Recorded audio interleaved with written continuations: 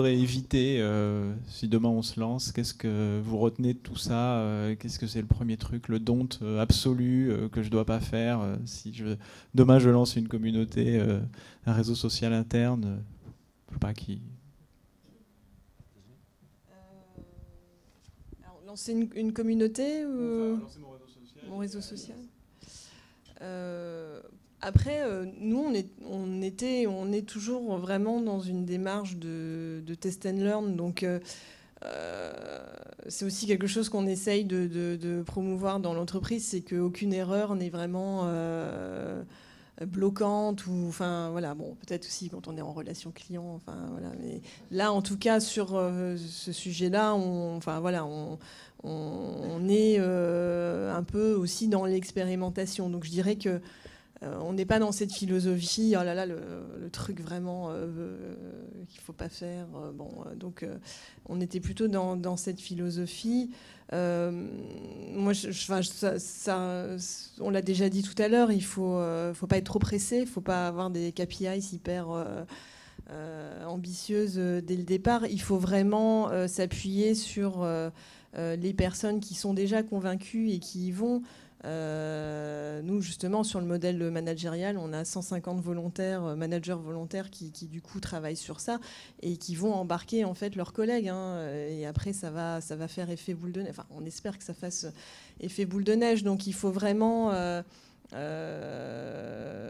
laisser un petit peu de temps, donc rendre les collaborateurs acteurs de leur changement et leur laisser la main quand ils ont des initiatives à lancer sur le réseau social et les accompagner pour qu'eux-mêmes lancent ces sujets. Après, la question de l'animation, c'est vraiment un gros point noir, c'est que les gens n'ont pas le temps.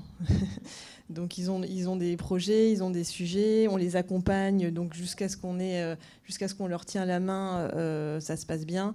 Et au bout de 2-3 mois, il ne se passe plus rien, vraiment. Et donc là, nous aussi, on pense que ça passe par le management, parce que si le manager autorise, il donne du temps à son collaborateur pour que ce soit vraiment reconnu dans ses missions, voilà, la clé, elle est là. C'est pas nous qui allons imposer ça à l'entreprise. Je pense qu'il y a des prérequis si vous voulez vraiment en faire une stratégie du groupe ou de l'entreprise. Il y a un aspect dont on ne parle peut-être pas assez, c'est un gros travail pour rassurer les métiers historiques de la maison, les embarquer. Donc nous, on va quantifier ça. Il faut bien prévoir 6 mois en amont à aller voir la DSI, aller voir la direction de la communication, aller voir la DRH et bien expliquer les enjeux. Et bien évidemment, les embarquer sur un comité stratégique. Je pense que ça, c'est vraiment un prérequis important parce que on va vous dire sinon oui, et puis en fait, on va penser... Et là-dessus, il ne faut pas le sous-estimer. Aujourd'hui, on est dans des moments de grands bouleversements. Et si vous ne travaillez pas là-dessus et vous n'instaurez pas la confiance, vous n'aurez pas le temps. Donc il faut, effectivement, travailler à avoir cette confiance. Oui, on va vers du lâcher-prise. Oui, on va faire des erreurs. Mais ça, c'est éminemment important par rapport aux enjeux de survie de l'entreprise. Et puis après, il faut se donner le temps. Je vous l'ai déjà dit tout à l'heure, on est sur des problématiques non pas de réussite d'un produit, service ou autre application, on est sur une problématique d'acculturation. La culture, ça ne change pas comme ça. Le continent le plus rapide sur sa capacité à changer très rapidement, c'est le continent latino-américain.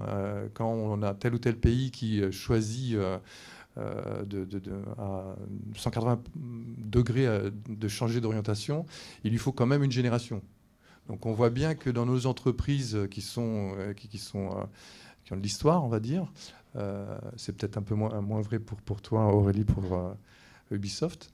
Mais voilà, il faut le tempo, il est à respecter. Le schéma mental n'est pas du tout le même, que ce soit... il faut prendre en considération l'âge, le métier et la géographie. Vous ne déployez pas de la même façon le réseau social sur la Jordanie, la Pologne, la France, l'Espagne. C'est absolument pas la même approche on va dire là où il y a, enfin dans les pays occidentaux, c'est je te propose, tu en disposes, ça marche. Dans un ancien pays d'un bloc, on va dire, ça se passe absolument pas comme ça. On n'en est pas encore là. C'est pas simple. Vous avez quelque part tort d'arriver sur un truc qui vient d'arriver, donc c'est tout neuf. Mais vous allez avoir raison. Encore faut-il qu'on vous donne le temps. Sortez des ROI. Préférez retour sur valeur humaine, valeur pécuniaire. Et élargissez un peu l'approche de vos hiérarchies. C'est le moment ou jamais. Parce qu'ils sont eux-mêmes en pleine interrogation. Beaucoup de choses qui ont été dites. De mon côté, ce que je peux dire, c'est qu'il faut absolument impliquer l'utilisateur. C'est très important parce que ça peut arriver d'avoir une idée en tête du besoin et de l'appliquer sans prendre en compte les retours, les feedbacks de l'utilisateur. C'est une erreur à ne surtout pas faire. Donc nous, par exemple, on est en train de réfléchir à lancer un nouveau réseau social custom, donc encore plus adapté aux besoins. Et comme il a 7 ans déjà, il y a quelque chose qui sont à changer. Et le plus important, c'est d'abord effectivement d'avoir le go des managers et du stratégique, mais aussi d'impliquer l'utilisateur pour être sûr que comme c'est eux qui vont faire vivre le réseau en premier, il faut qu'ils soient impliqués et que ce soit adapté à leurs besoins day one, quoi.